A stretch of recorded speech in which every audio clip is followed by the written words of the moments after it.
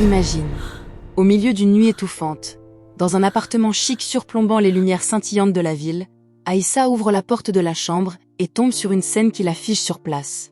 Karim, son amour depuis 2 ans, est enlacé avec une femme qu'elle reconnaît vaguement. C'est Léna, la nouvelle assistante de son père dans l'empire familial des imports-exports. Mais le choc va plus loin. Sur la table de chevet, une photo jaunie montre Karim enfant, aux côtés de son père à elle, avec une inscription au dos « Frère pour la vie ». Le monde d'Aïssa s'effondre en un instant. Trahison amoureuse et familiale entremêlées, comme un poison lent qui se répand dans ses veines. Elle sent l'odeur musquée du parfum de Léna, mélangée à celle du thé à la menthe refroidi sur la table. Et son estomac se noue tandis que Karim balbutie des excuses incohérentes, les yeux fuyants. Rewindons un peu pour comprendre comment on en est arrivé là. Aïssa, 28 ans, est une force de la nature dans cette grande ville, où l'argent dicte les alliances. Fille unique d'un magnat des affaires, Monsieur Diallo, elle a grandi entre les négociations âpres dans les bureaux climatisés et les soirées animées par les rythmes du malax qui pulse des clubs branchés. Son père, un homme dur forgé par les rues, lui a toujours enseigné que les secrets sont des armes. Garde-les bien, ou ils te détruiront. Aïssa, avec sa peau caramel et ses boucles rebelles, souvent nouées en un chignon élégant, dirige maintenant le département marketing de l'entreprise familiale. Elle adore le frisson des deals, le goût salé des cacahuètes grillées vendues par les marchands ambulants lors de ses pauses, et l'adrénaline des nuits où la ville ne dort jamais. C'est lors d'une conférence sur les nouvelles technologies en Afrique qu'elle a rencontré Karim, un entrepreneur charismatique de 32 ans, au sourire envoûtant et aux yeux sombres qui promettaient l'éternité. Il sentait le bois de santal et parlait avec une assurance qui la faisait fondre. Leur romance a été un tourbillon. Dîner romantique avec vue sur l'océan, où les vagues crachent comme des applaudissements, promenade main dans la main dans les quartiers animés, où les vendeurs crient leurs offres pour des tissus wax colorés. Karim lui racontait des histoires de son enfance dans un village côtier, orphelin jeune, élevé par un oncle distant, du moins, c'est ce qu'il disait. Aïssa, séduite, imaginait un avenir parfait. Mariage, enfants, et une fusion des empires familiaux. Mais des signes subtils la titillaient. Des appels nocturnes qui l'évitaient, des absences inexpliquées, et ce regard fuyant quand elle mentionnait son père. Pendant ce temps, les secrets familiaux bouillonnaient sous la surface. Monsieur Diallo, avec sa moustache grisonnante et son costume impeccable, cachait une dette ancienne. Des années plus tôt, il avait trahi un associé en affaires, le père de Karim, le ruinant et le poussant au suicide. Karim, vengeur dans l'âme, s'était approché d'Aïssa non par amour pur, mais pour infiltrer la famille et révéler la vérité, jusqu'à ce que les sentiments compliquent tout. Léna, elle, était sa complice initiale, une cousine éloignée engagée pour espionner, mais les choses avaient dérapé en une liaison impulsive. De retour à cette nuit fatidique, Aïssa, le cœur en miettes, attrape la photo et la froisse dans sa main, sentant le papier craquer comme ses illusions. « Comment as-tu pu » murmure-t-elle, la voix brisée, tandis que Karim tente de s'approcher, l'air paniqué. Léna, les lèvres tremblantes, ramasse ses vêtements en silence. La tension est palpable, l'air lourd d'humidité et de regret. Aïssa sent une rage bouillonnante monter, mélange de choc et de colère pure. Elle imagine déjà comment se venger, exposer tout, ruiner Karim comme son père l'a fait au sien. Mais au fond d'elle, une confusion naît. Et si cet amour n'était pas entièrement faux?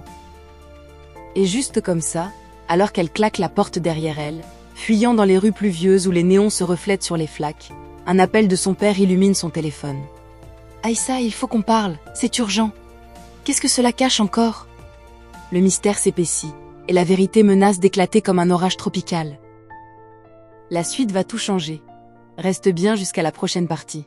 Aïssa court sous la pluie battante, ses escarpins claquant sur les trottoirs luisants de la ville, où les lumières des enseignes au néon dansent comme des fantômes multicolores. L'odeur de la terre mouillée se mélange à celle des brochettes grillées des vendeurs de rue Tardy, et elle sent son maquillage couler comme ses larmes refoulées. Son téléphone vibre encore. C'est son père, Monsieur Diallo, mais elle ignore l'appel, le cœur trop serré par la trahison qui pulse dans ses tempes. « Frère pour la vie !»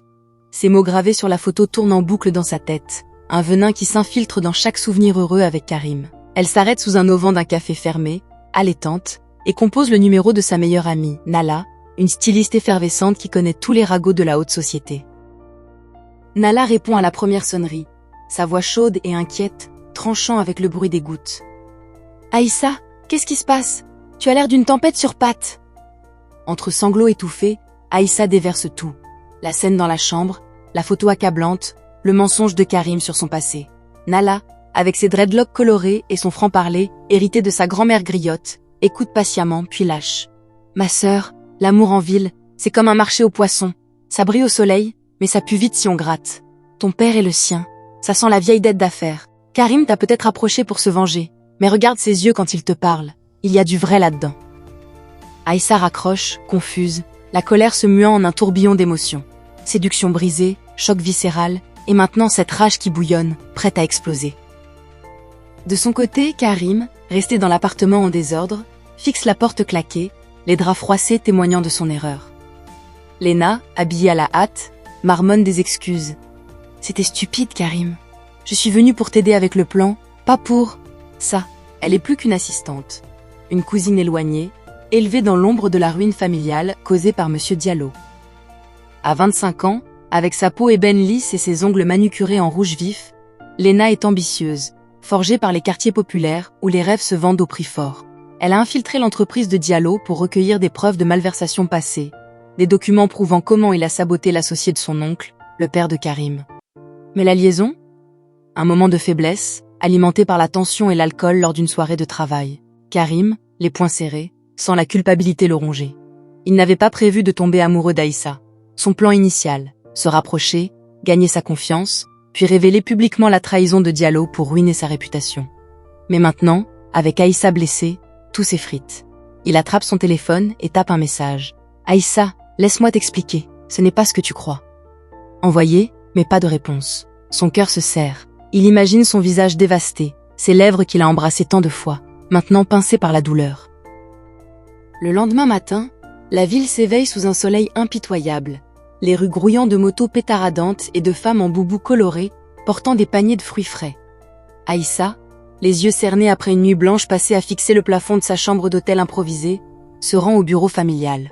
L'Empire Diallo, un building moderne aux façades vitrées reflétant les palmiers alentours, sent le café fraîchement moulu et l'ambition.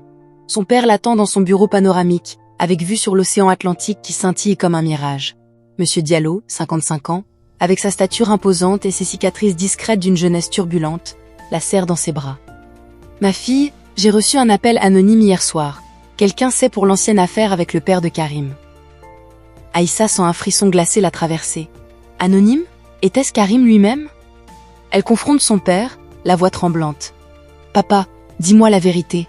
As-tu ruiné sa famille ?» Diallo soupire, s'assoit lourdement, et avoue enfin. Des années plus tôt, dans la fièvre des affaires naissantes, il avait falsifié des documents pour évincer son associé, craignant une trahison de sa part. C'était pour nous protéger, Aïssa. Mais le regret me hante comme un djinn invisible. Les larmes montent aux yeux d'Aïssa. Choc renouvelé, colère envers son père pour ses mensonges, confusion sur ses propres sentiments pour Karim. Était-ce de la vengeance calculée, ou un amour réel piégé dans ce chaos ? Pendant ce temps, Karim, rongé par l'angoisse, rencontre Léna dans un café discret au mur orné de masques traditionnels revisités en art moderne. L'air embaume le biceps sucré et les beignets chauds. « On arrête tout, dit-il, la voix ferme, mais les yeux hantés. Léna proteste. « Après tout ce qu'on a sacrifié, ton père mérite justice. » Mais Karim secoue la tête, imaginant Aïssa seule, blessée. Il sent une transformation en lui, la vengeance qui l'animait se fissure, laissant place à un amour inattendu, pur, qui le terrifie. Léna, jalouse au fond d'elle, accepte à contre-cœur, mais glisse. « Fais attention, Karim. Si elle apprend tout, elle pourrait te détruire avant que tu ne la sauves. » Aïssa, de retour chez elle, fouille les vieux dossiers de son père qu'elle a subtilisés. Assise sur son balcon, bercée par les cris des enfants jouant au foot en bas et l'odeur salée de la brise marine, elle découvre des preuves accablantes. Emails, contrats truqués. La colère monte, un feu intérieur qui la pousse à agir. Elle appelle Karim, la voix froide. « Rencontrons-nous. » Ce soir, au parc des Baobabs. Il accepte, le cœur battant. Le rendez-vous est tendu, sous les arbres millénaires au tronc massif, symbole de résilience africaine. Ils s'affrontent. Aïssa jette les documents à ses pieds. « C'était ton plan depuis le début, me séduire pour venger ton père ?» Karim avoue, les larmes aux yeux. « Oui, au début, mais je t'aime, Aïssa, vraiment. » Elle sent son monde vaciller, séduction transformée en choc, colère en confusion, et un éclat d'amour persistant qui refuse de s'éteindre. Ils s'embrassent impulsivement, mais elle recule. Pas avant que tout soit clair. Alors qu'ils se séparent, un message anonyme arrive sur le téléphone d'Aïssa. La vérité complète est plus sombre. Demande à Léna. Qui est derrière ça ? La tension grimpe. Les émotions s'entremêlent comme les racines des baobabs, prêtes à tout engloutir. Ce qui arrive ensuite dépasse tout ce qu'ils imaginaient. Le soleil se couche sur la ville, peignant le ciel en teintes orangées et pourpres qui se reflètent sur les eaux calmes de la baie, où des pêcheurs rentrent avec leurs pirogues chargées de poissons argentés. Aïssa, le cœur encore agité par le baiser impulsif avec Karim au parc des Baobabs, sent l'air salin lui picoter la peau, tandis qu'elle marche vers le bureau de l'entreprise familiale. Le message anonyme la hante, demande à Lena, qui joue à ce jeu. Elle imagine des ombres dans les coins des rues animées, où les motos slaloment entre les voitures et les rires des enfants fusent comme des étincelles. La confusion la ronge. Amour pour Karim, colère contre son père, et maintenant cette peur d'un secret plus profond qui pourrait tout briser. Elle respire profondément, sentant l'odeur épicée des mafs vendues par une dame au coin de rue, et décide. Il est temps de confronter Lena directement. Lena est seule dans son petit bureau, entourée de piles de dossiers et d'un ordinateur qui bourdonne doucement. À 25 ans, avec ses boucles d'oreilles en or héritées de sa mère et son regard perçant qui cache une vulnérabilité forgée par les pertes familiales, elle sursaute quand Aïssa entre sans frapper. « Qu'est-ce que tu fais ici ?» balbutie-t-elle, les mains tremblantes sur une tasse de café froid. Aïssa, la voix ferme mais chargée d'émotion, pose son téléphone sur la table. « Ce message vient de toi ? Dis-moi tout, Lena. Sur Karim, sur mon père, sur cette liaison qui m'a déchirée. » Lena hésite, les yeux baissés vers le sol carrelé, sentant la tension comme un orage imminent. Puis, les larmes coulent. « C'était moi, l'anonyme. Je voulais que tu saches avant que ça empire. Karim et moi, ce n'était pas planifié. J'ai rejoint l'entreprise pour aider à venger notre famille. Mon oncle, le père de Karim, ruiné par ton père. Mais j'ai vu comment Karim te regardait, Aïssa. C'était réel. La liaison ? Une erreur stupide, née de la frustration et de la solitude. Je regrette tout. » Aïssa sent un choc nouveau la traverser, comme un coup de vent frais qui balaie la poussière. Pas seulement trahison, mais une chaîne de douleurs interconnectées, où chacun porte ses cicatrices. De son côté, Karim arpente nerveusement son appartement, le sol jonché de photos de son enfance, des images jaunies d'un village côtier, avec des palmiers penchés et des vagues qui murmurent des secrets. Il sent l'odeur fade de la pizza froide oubliée sur la table, et son téléphone reste silencieux, un vide qui l'étouffe. La vengeance qui l'animait autrefois, ce feu ardent hérité de la perte de son père, s'est mué en cendres. Il réalise maintenant que punir Diallo ne ramènerait pas son passé. Au contraire, ça détruirait l'avenir qu'il entrevoit avec Aïssa. Pris d'une impulsion, il appelle Monsieur Diallo directement. « Monsieur, c'est Karim. Il faut qu'on parle, homme à homme. » Diallo, surpris mais intrigué, accepte un rendez-vous dans un restaurant discret au bord de l'océan, où les vagues crachent rythmiquement contre les rochers. La rencontre est électrique. Sous les lumières tamisées du restaurant, avec l'odeur iodée de fruits de mer grillés et le bruit distant d'un groupe jouant du kora, Karim pose les documents sur la table. « Vous avez détruit mon père, mais je ne veux plus de vengeance. Pour Aïssa, pour nous tous, avouez publiquement et réparez ce que vous pouvez. » Diallo, les yeux humides pour la première fois depuis des années, hoche la tête. « J'ai vécu avec ce poids comme une chaîne. J'annoncerai tout lors de la prochaine conférence de presse. Une compensation pour ta famille et une transparence pour l'entreprise. » Karim sent une libération, comme si un poids invisible s'envolait, transformant sa colère en une paix fragile. Il n'est plus le vengeur. Il est un homme prêt à reconstruire. Aïssa, apprenant la nouvelle par un appel de son père, sent ses émotions culminer. La confusion se dissout en un amour inattendu, purifié par la vérité. Elle retrouve Karim sur la plage au crépuscule, où le sable chaud caresse ses pieds nus et les étoiles commencent à percer le ciel. « Tu as choisi le pardon au lieu de la haine », murmure-t-elle, les yeux dans les siens, sentant la brise marine porter leurs mots. Karim la prend dans ses bras. « Et toi, tu m'as appris que l'amour peut guérir les fissures les plus profondes. Leur baiser est doux, chargé d'une promesse nouvelle, non plus fondée sur des mensonges, mais sur une honnêteté brute. » Lena, de son côté, quitte l'entreprise avec une lettre d'excuse, partant vers un nouveau chapitre, transformé par la leçon. La jalousie et les secrets ne mènent qu'à plus de douleur. Des semaines plus tard, la ville bourdonne de l'annonce de Diallo, une fondation pour les familles ruinées par les affaires corrompues, financée par une partie de ses profits. Aïssa, aux côtés de Karim lors de la cérémonie, sent une transformation en elle, de la femme blessée à une leader empathique, qui valorise la vérité par-dessus l'argent et les alliances. La vengeance aveugle qu'elle avait envisagée s'est mue en une leçon de vie. On ne guérit pas une trahison en la perpétuant, mais en laissant le destin transformer la douleur en une nouvelle chance, comme un baobab qui repousse plus fort après la tempête. Si cette histoire t'a touché, abonne-toi pour ne pas manquer les prochaines. Dis-moi en commentaire ce que cette histoire t'a appris.